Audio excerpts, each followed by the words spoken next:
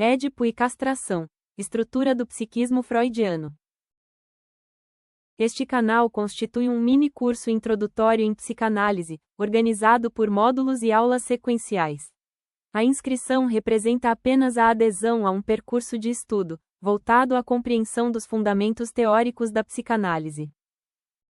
Hoje, a gente vai mergulhar fundo em uma das ideias mais famosas e, olha, talvez uma das mais mal compreendidas da psicologia, o complexo de Édipo. E para entender essa ideia, a nossa história não começa num consultório, não. Ela começa muito antes, lá na Grécia Antiga, com uma tragédia que revela um conflito humano que é, no fundo, universal. Então, o nosso caminho vai ser o seguinte. Primeiro, a gente vai lá no mito que deu origem a tudo. Depois vamos entender o que é essa teoria do Freud, sabe? Ver como funciona para meninos e para meninas, como esse conflito se resolve e, o mais importante, como os ecos disso podem aparecer na vida adulta. Beleza, primeira parada. Afinal de contas, como é que o nome de um rei da Grécia Antiga foi parar numa teoria da psicologia? O lance é que Freud, quando olhou para a história de Édipo Rei, ele não estava interessado nos detalhes da vida da realeza grega. O que ele viu ali foi um símbolo, uma representação muito poderosa do desejo e da rivalidade que existem dentro de toda a família. Ok, então saímos do mito e entramos na teoria. Como é que Freud pega essa história e a transforma numa peça central da psicanálise? Vamos definir o que é de fato o complexo de Édipo. A definição é essa aí, mas, traduzindo, é um conflito que rola lá no inconsciente, bem no comecinho da vida. É sobre desejar a mãe ou o pai e sentir uma certa rivalidade com o outro genitor. É basicamente um drama triangular que, para Freud, todo mundo vive na infância. E aqui um ponto super importante. Isso não é coisa de adulto.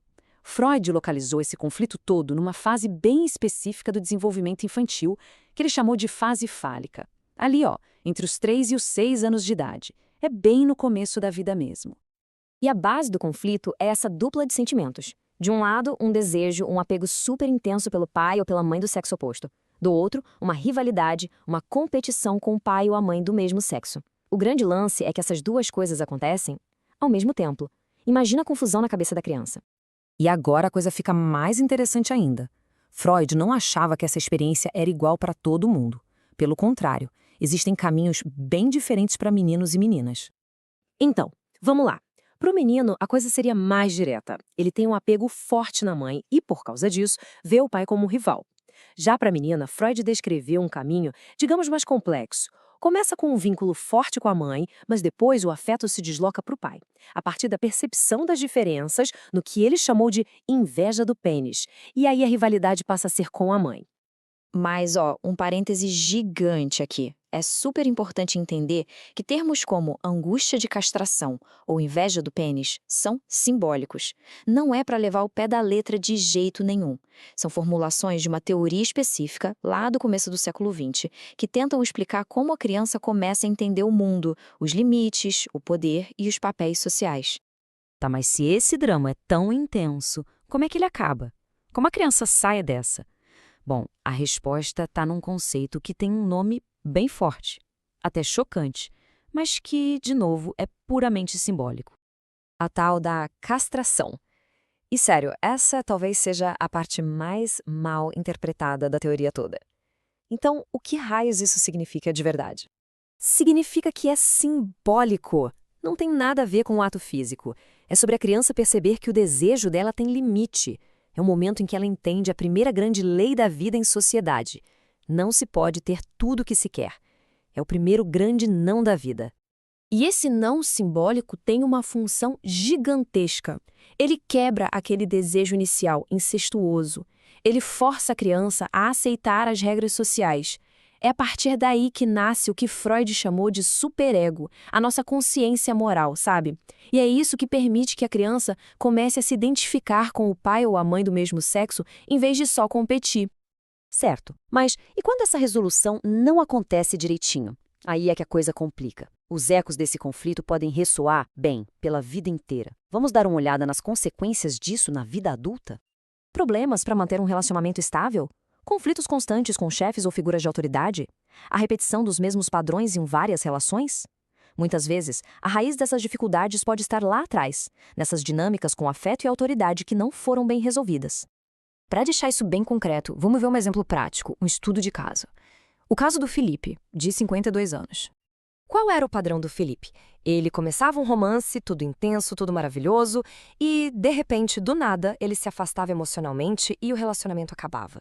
E isso se repetia, e ele não entendia o porquê.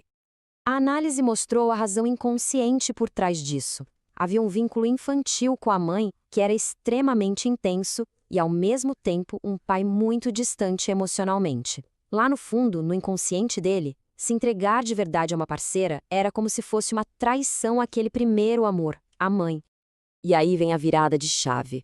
Quando ele entendeu essa dinâmica da infância, quando isso veio para a consciência, ele finalmente conseguiu enxergar o padrão pelo que ele era.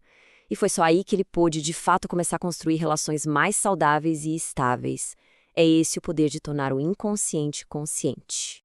E essa citação resume tudo perfeitamente. A forma como cada um elabora esse conflito da infância, isso vai ter um impacto direto na personalidade, na relação com as regras, com a autoridade e, claro, nos relacionamentos afetivos para a vida toda.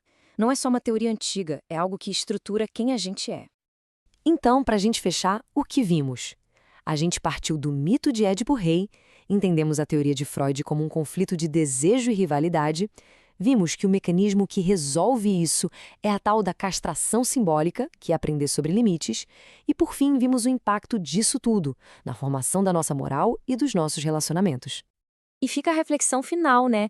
Que tipo de padrões lá do comecinho da vida podem estar, sem que se perceba, moldando os relacionamentos hoje em dia. Que esta aula contribua para a compreensão da função estruturante do complexo de Édipo e da castração simbólica na constituição do psiquismo. Se este conteúdo fez sentido para você, curta, comente, compartilhe e participe da pergunta fixada como parte do processo de estudo.